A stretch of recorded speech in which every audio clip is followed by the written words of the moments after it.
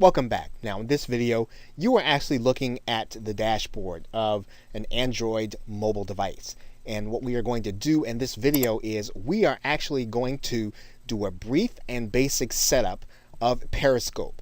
Now if you have an iOS device or an Apple device, the setup is going to be just the same, except you'll be doing what I'll be doing on your Apple device. Now what you'll need to do first is you'll need to find your store. And in this case, since we're using the Android, we're going to need to find the Play Store. And in this particular case, we're looking at the Android device and we want to find the Play Store. Now obviously, if you're using the iOS device, you're going to be looking at trying to find the iTunes Store. So we're going to log in to the Play Store.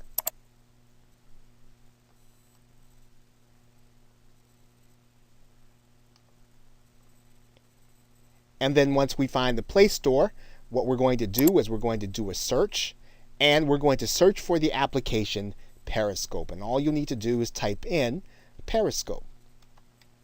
And when you see the symbol for Periscope, you'll see it come up on the search.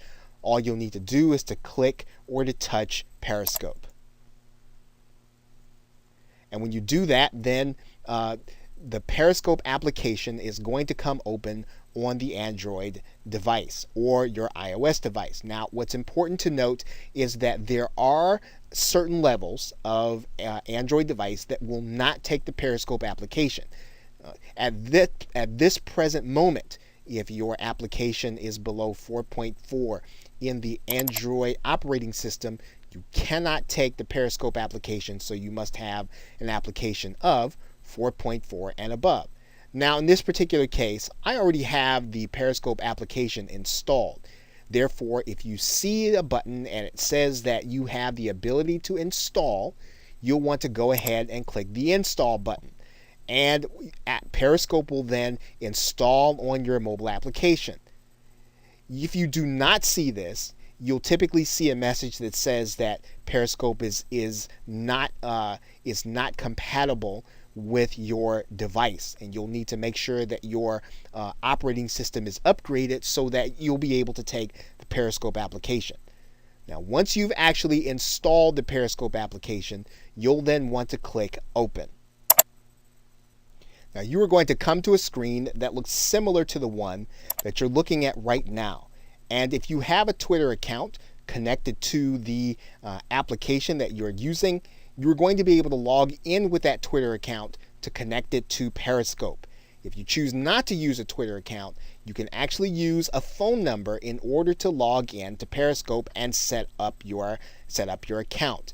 Now in this case, I'm going to go ahead and click the account that says log in with Twitter. Now when you do this, you are going to need to allow Periscope in order to access your Twitter account and to use it. Remember that we talked about the fact that this application is very closely aligned with Twitter. Now in this particular case, if you want to switch accounts after you've already established one, you can do that. So you can actually use your Periscope application on your mobile device with multiple accounts. You'll just need to make sure that you log out every particular time. If we tap to switch accounts, you'll see that your Google application, and typically your iOS will too, will give you the opportunity to add an account with which you can sign into your Periscope application with another Twitter account. Now in this particular case, we're going to go ahead and use the Twitter account that we're already connected to. That means then we're going to allow Twitter to use our account, so we're going to click allow.